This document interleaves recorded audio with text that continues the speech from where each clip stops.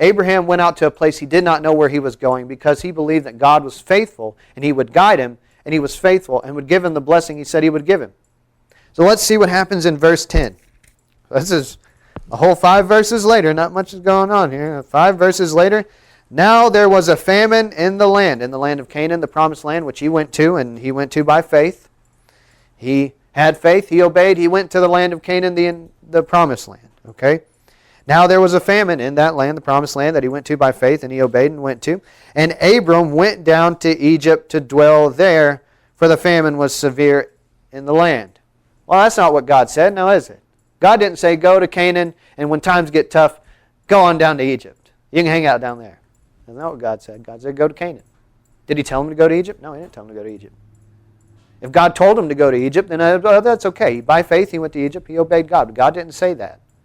God didn't say, okay, Abram, I made a famine here, and so you're tested, so you can run away from your test and go back and do whatever you want. That's not what He said. And we all understand this. We come into a time of severe famine in our lives, and we say, I can't love anymore. I can't have patience anymore. I can't trust anymore. I can't have faith anymore. I'm being tempted so much I can't pray anymore. I'm falling so hard that I can't listen to You anymore, God, because I'm ashamed. I can't look to Your glory. I can't look to Your strength. Look, Lord, I got to set things straight myself because right now I can't stand in Your presence. Right now there's such a severe famine going on. I can't rely on You because You must be mad at me. You must hate me. Or if You don't hate me, You tested me in such a way, well, I can't do this test. I had faith to come here, but I don't have faith to stay here. I got to go. Whatever the situation, whatever the excuse, it doesn't matter. It's all the same. You went by faith, and by faith you went, okay, this is good. And then something came across, tested your faith, and you said, I can't do this. I'm going to go down to Egypt. I'm going to go back to where I find strength in me. Now he came from Mesopotamia, and they went over to Egypt. It's both a kind of a symbol of the same idea. One's Babylon, one's Egypt. Both an idea of sin, a type of sin. Oh, sin's pleasurable for a season. Moses denied it. He said, I could have been rich in Egypt. I'd rather go live in the desert. And so he went from one sin. He was delivered out of sin, out of a place of bondage, out of a place of idolatry, into the promised land where he dwelled as a stranger in darkness, and God guided him by His light. And he had great faith while he was there. But even before that, even before he got to have the great faith that we know him for, he got there, and as soon as he got there, he went, oh, there's a famine? I'm going to go down to Egypt. So he traded one bondage for another bondage. He traded one mankind for another mankind. It didn't matter. He went where God told him to go, and then he went away from where God told him to go. And so what did God do? Made him go back. He had just as many problems when he got there. There were new problems. His problems followed him. Sure, he had plenty to eat, but he had something else wrong. So he had faith tested there. So God gave him trouble, so he'd go right back. See, sometimes it's better to be in the famine of spirituality, where we have to seek and trust God, than it is to just go right back into our sin where we're totally depressed. In every way, though we wear that smile on our face, God can see behind it more than even we can. I say this, and this is true, and we should learn this. It is better to be in a famine with God than to be in abundance without Him. Now, that's pretty dang close to a lot of Proverbs. That's just my own little paraphrase of them. But that's the truth. And so we should be willing to suffer with God because there's a glory that is greater than our suffering and can't even be compared, that is waiting beyond, because we had faith to go there in the first place. Because we had faith to say, I'd rather be in a famine with God than be full with mankind. Because mankind is fading away and is dying, and mankind is evil, and I know it. So I know them, and they are like me, and I can handle it. And I know how to handle my sin, but I don't know how to handle faith. When it comes to faith, I actually have to trust God. When it comes to sin, well, I can do that on my own pretty good. I'm really good. I'm pro. I'm a pro at being bad, but at being obedient, at trusting with faith, at loving, mercy, compassion, peace, patience, that I don't know. That I cannot do. I cannot do it. But Christ in me, that can. I wanted to go over that. I want to go over to 2 Timothy in chapter 2. 2 Timothy chapter 2 and verse 13. This is the point.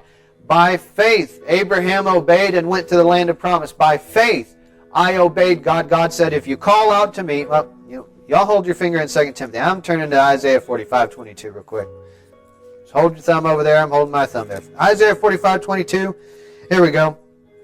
He says, "Look to me and be saved, all you ends of the earth, for I am God and there is no other." So that reminds me, makes me think about the time of Exodus. All he did was say, okay, put that bronze snake on that bronze pole, hold it up in the desert, and tell them to look to it. He says, "Look to me and be saved." They look and they were saved. Well, here he says, "Look to me and be saved, all you ends of the earth, for I am God and there is no other." So Peter's drowning in the water. Oh, "Come on, Peter, walk out to me." And he comes out, and then, "Whoa, look, a wind." And all Peter, what do you have to do? "Lord, save me." That was it. Now, Peter's situation is a lot like the child of faith. He had faith to step out of the boat, and he was fine. Like Abraham, as soon as something came up, there was a famine. There was a lack of trust. There was some kind of severe famine in his own heart, whatever, all these symbols and metaphors and literary things, I don't know. Doesn't matter. Just like Abraham, he looked and he saw darkness and he said, "Oh, Lord, I can't do it." And he forgot that, wait a second, I wasn't doing it. And so then the water goes, whoop, falls right down in there. And guess what? He had to just call out. And God said, "Okay, here, boom." He does it the same way every time. We don't have to get resaved over and over and over again. That's not what I'm saying. What I'm saying is, once we are His child, we should by faith call out in the same way in every situation. When we are sinking, we should call out in the same way we did when we were first born. With the faith knowing that we couldn't do it. With the faith knowing that we had no strength. With the faith knowing that we could not lean on our own weight. We could not cover ourselves from the storm. We could not walk on the water by ourselves. We could not stay in the land of famine without Him.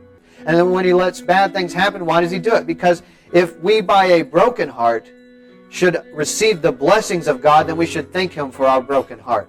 Now, I took that from Oswald Chambers, but it's the truth.